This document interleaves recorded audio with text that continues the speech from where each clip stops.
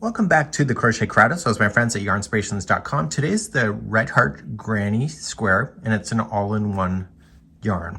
So what's happening is that you see on the ball label of this granny square, this is exactly what it's going to come out to be, and the yarn is timed so that it changes color exactly where it's supposed to. So the hang up of this yarn is that you have to make sure that your tension is good. So everybody stitches differently. So this is a great opportunity to check your gauge to make sure that the hook is going to match. Now what you can see on the ball label is that it's recommending a 5mm size H crochet hook, just like you see, but because of the way that I crochet, I can't use that size of hook. I have to go smaller because I'm a little loose. We'll just keep that between us friends. So in today's tutorial, you can fast forward to right to where you want to get started, but I'm going to demonstrate for you in a moment of the 5mm size H and show you why I can't use that. Also included in the video description and pinned comments is this downloadable worksheet, which has the crochet diagram that you need to follow. So you have to do this particular style for this yarn. Some people online are figuring out different methods of different squares, but this is what's on the back of the ball label, and you can see it's nice and downloadable and a lot easier to read because it's bigger. So you can go and get that if you would like to. So let's go take a look at the yarn ball here, and then you can see how it's all going to play itself out. Each one of the ball packages has exactly the color breakdown of the ball itself. So all the different colors, you'll see that the square is different. So what you want to see is the coloring itself. So you can see it's like a greenish right in the center, and it ends with white. So when you see the white here, that is the end of a sequence. So what you need to do is that you need to go from the center of the ball, and you're just going to pull it out. And you will notice that the white is the last part of the square, but this is the start. So what we need to do first is cut the yarn exactly where that transitions. And then this is the very beginning. The next thing you need to do is that you need to leave 4 inches between the slip knot and the end of the strand. So when you go to create your slip knot, and this is not a beginner tutorial, so I'm not gonna drag you down too much with that. You need to just kind of eye it out and making sure that it's about 4 inches between the knot. So you can see it's a little bit over, so when I go to pull on that to there, you can see that it's a little bit too much. Okay, so what I want to do is just shorten it up again and try again in making sure that you get that. So just kind of eye it up, and in experience, you will be able to figure this out and get quicker. And usually we don't ever pay attention to those tail ends. And so we're gonna try again. So what I'm gonna do is that I'm gonna get myself, so it's 4 inches, and I'll try again off camera. So I wanna show you this part of the process because this will happen to you until you get more comfortable. So now it's approximately 4 inches. So we can just put the tape measure away, and then we're gonna try the first round, and we're gonna see if this hook is even gonna do it. So this is what's recommended, but as I mentioned, this is not the hook size for me. And let's try the first round. To begin, we're going to just chain 4. So 1, 2, 3, 4, and then just go into the starting chain, and then yarning over, pulling it through and through. And that was the start. Let's do round number 1. Round number 1 is really going to determine if the hook size is too big or too small for you. So you're going to chain 6. So 1, 2, 3, 4, 5, and 6. And then going into the center, I wanted to put in 3 double crochet. So how I will know if it's too big or too small is that the yarn will transition before or after I'm ready for it to transition. So this hook, because I'm a loose crocheter, is using more millimeters per stitch. And so now I'll chain 3. So it's using more millimeters per stitch, and therefore I'm absorbing more yarn than I need to in order to hit that transition. So now we're gonna put 3 more double crochet in. So I'm gonna run a real tutorial after this. I wanna make you aware that the hook size matters. So chain 3. And what I would do is off to the side, pull out the yarn a little bit so that you can see when the transition is gonna happen, because there's ways to self-correct just in case you're off slightly, but if you're way off, there's no way to correct without having to really rip it out. So then chain 3, and then back into the center here. And look, I still have one more to do and the yarn has already changed color. So this means that this hook size, even though it's recommended on the ball, I'm a loose crocheter. So when I go to join it and slip stitch, the color has started too soon. So what I need to do is that if that happens to you, you need to reduce your hook. So in my case, I need to go to a 4.5mm size G. If at this point that you have got to here and the yarn hasn't changed yet, you need to increase your hook size. So what I'm going to do is that I'm going to start you on the regular tutorial next using a 4.5mm size G, and it just takes a bit of practice for me to understand that when I was doing the testing trials. So let's begin the real tutorial now. So let's begin. We have the yarn already cut. I just frogged mine out and I want to get to about 4 inches and I want to create the slip knot. So laying it down, you can see it's 3.5. It's too short. So what I want to do is retry again. Just move it a little bit more so I have more of a tail. We don't usually ever worry about this kind of stuff in crochet too much, but in this yarn, it matters a lot. So there we have 4 inches is right there. So let's begin and start this project. As I mentioned in the trial, just pull out the yarn just enough so that you can see when the transition is going to happen. So now you're going to chain 4. So 1, 2, 3, and 4, and slip stitch to the beginning, chain, yarning over, pulling it through and through. And now let's start round number 1. In round number 1, we want to chain 6.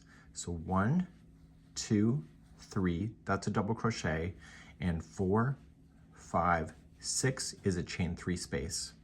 In the center of the ring, I want you to place in 3 double crochet. So we have 1, 2, and 3. And then we want to turn the corner, so we're going to chain 3. And then we're going to put 3 more double crochet. So 1, 2, and 3. And then we're going to turn the corner again, so chain 3. And 3 more double crochet in. Noticing that I'm putting the straggler around the center of the ring to catch it underneath. And I can see that the yarn is going to transition soon. So to turn the final corner, chain 3. And you can see that the yarn is about to change. So I still have 2 more double crochets to do and a slip stitch. So I'm just going to come in and I'm going to put 2 double crochet.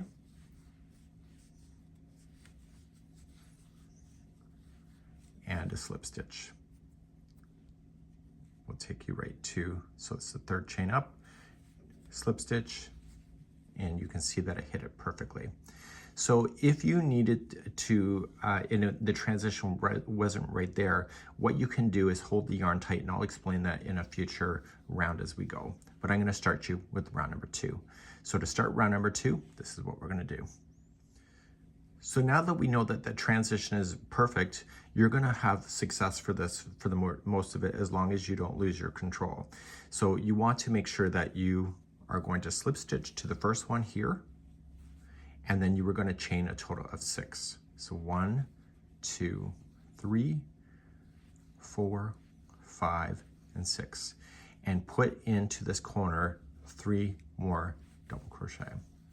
So you want to be consistent about the tension in your hands.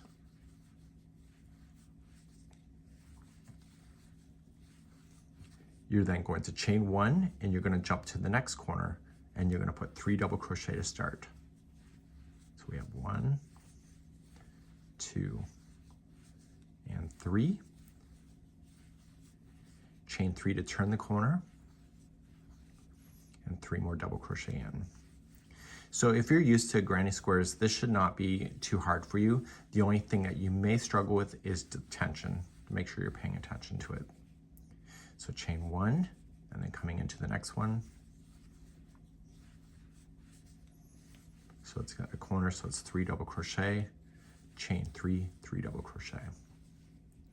I'm also going to give you some advice on the last round to how to get more yarn out of the last round, just in case.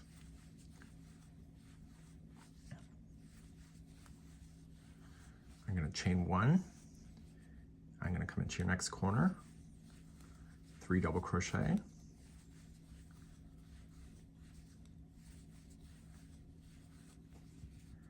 and then chain 3, 3 double crochet. And off camera, I can see that the transition will happen soon. So I'm going to chain 1, and you can just see, I'm just going to pull it off so you can see it. So it's right there. So I still have to do 2 more double crochets into the beginning and a slip stitch. So we have 1 and 2 and a slip stitch. So what's the problem here? The problem is that the yarn is not transitioning to here. So what I'm doing is that I'm being a little too tight. So what I would like to do, and this is part of your learning experience, is that you're going to want to frog half of it out. Okay, so just half. And so you can see, then you just want to be a little bit looser. So if you were a certain tension, just ease off on it a little bit and provide a little bit more swing in your hook and provide a little bit more yarn per stitch. Just relax, basically, because you were so tense that it was ending too soon. Okay, and we'll keep trying. So we're just gonna redo the stitch work with a little more swing in your hook. And 1, 2, 3 to turn, 3 more double crochet. So sometimes we're scared about that transition and then we tense up too much and then make it worse. So chain 1 and then still put 2 into the first. Look where the transition is, it's right here. We still have another double crochet to do.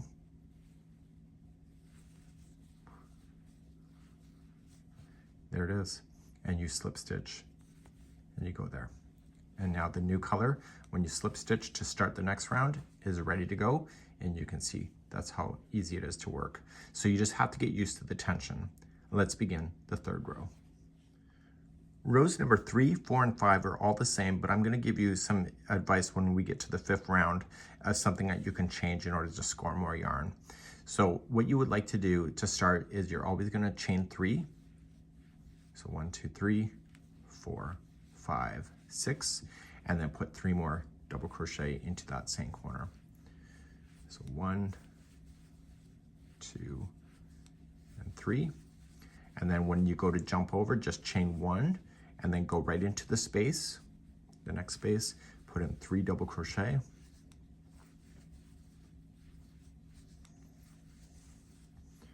Chain 1 and then you have a corner. So 3 double crochet, chain 3, 3 double crochet.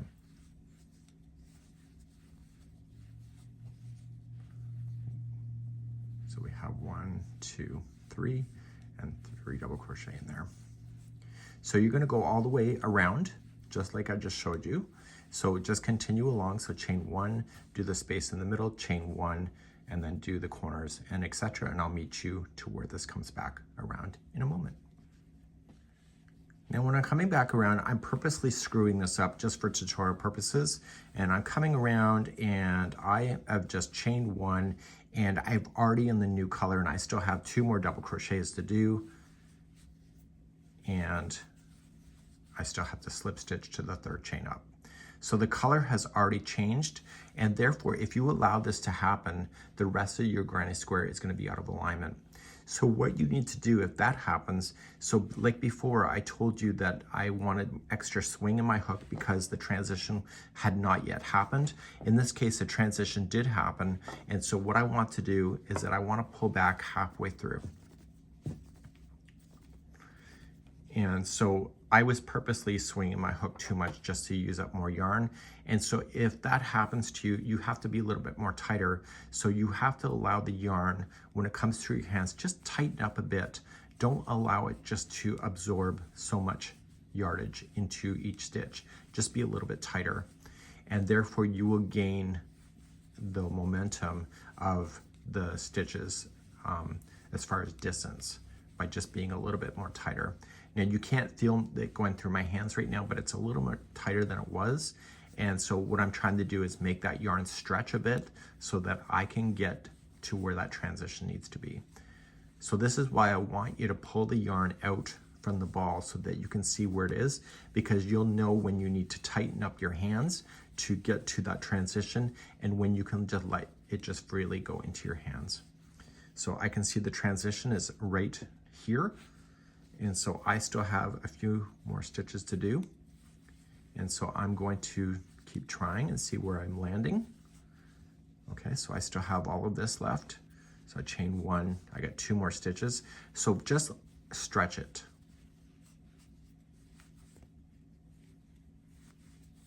Okay, so you can see I missed it again. So, and this one's not intentional that I missed it. So what I would like to do, if going halfway back isn't enough, maybe you want to go 3/4 on the way back and just tighten it up, because I was really sloppy right in the beginning just for tutorial purposes. So I'm going to go right back and I'm just going to use the tension that I know so that I hit that transition. And when I come back, I will have that transition hit and we'll move on. So that's how you be able to stretch your yarn if you need more yarn, and then how you can absorb more yarn by swinging your hook more. So those are the 2 ways to do it. So I've come all the way back around and I'm hitting my transition spot, so the color has changed, and then I slip stitch and I start a new round. So because I have played with this, now if you're having the issues of it not hitting transition, you're not alone with this, because I was part of the trials of this yarn. It took me a bit to understand this yarn, but once you understand it, this yarn will work out for you. So if you're not hitting it the first or second time, sometimes you got to try it 3 or 4 or 5 times. So don't give up on yourself, because it is doable. So now we're going to start our next round. I've already slip stitched and we're going to chain 6. So 1, 2, 3, 4, 5, 6, and you're just going to start again. So 3 double crochets into that same corner and chain 1, and then come to the next space and fill those in as you go around. So what I'm going to do is I'm going to have you go around on this round, and then I'm going to show you how to cheat on the last round, because the last round I get really sketchy on, and I will show you how I fixed my issues on that. So I'm back and the yarn has transitioned. So the very final round is the final round before it goes back and changes back to the first color that you saw here. Now what I have found with myself, because I'm on my last round, I tend to relax way too much. And so you can cheat the last round as long as you're consistent with all your squares when they come together. In this particular pattern, we've been doing chain 3s on the corners, but you can save millimeters per stitch by just eliminating out either 1 or 2 of the chains in a corner in order to give yourself the distance. You will see that this is all the yarn that you will have left. So if this freaks you out a little bit and this is the chain 3 in the corners, you can eliminate some of the chain work in order to get more yardage at the end. So start again, and you're going to just slip stitch and chain 6. Okay, if you don't want to have a chain 3 space though, maybe just chain 5. You could also just chain 4. So chain 5 was just with the chain 2 space. Chain 4 would be just a chain 1 space. So just chain the number that you want. In my case, I'm only going to chain 5 so that I have a chain 2 space. And then I'm going to still put in 3 double crochet in there. So I'm eliminating out 1 extra chain in the corners to give me a little bit more flexibility. So chain 1 and then just jump into your next spot. So I'll see you on the first corner turn in just a moment. So I'm on the corner, so I'm still going to put my 3 double crochet in. So the pattern says to chain 3 to complete the corner turn. I'm only going to do 2, and doing that saves me a little bit of yardage on that strand. So then I'll put 3 double crochet in there, and I'll keep moving around, and I'll see at the end of the round. So every time I'm doing a corner, I'm only doing a chain 2 space. So I'm coming near to the end, and I'm just going to put my 2 into the final. Now I can see the transition is coming up off camera, which is making me flip out a bit, but there's not a lot of distance left between the last one here and the slip stitch. So I'm going to go and do that. So this is all that I have left. So when you start your next square, you're going to want to trim at that same spot. You start your 4 inches from the spot and you start again. And then you're just gonna take your tapestry needle and just weave in the ends, just like you see. So a great technique for this is just to damp this and lay it flat to dry. Some people use pins and they pin it down, and that's called blocking, and that's very standard in crochet as well. And you can see, because of this yarn, the only strands that you'll have is the beginning and the end, and it's a great little yarn to be able to play with. So this is the standard square in order to make this square that's on the pattern for all of those little designs that we see on yarnspirations.com. Have a good one. We hope to see you again. Bye-bye.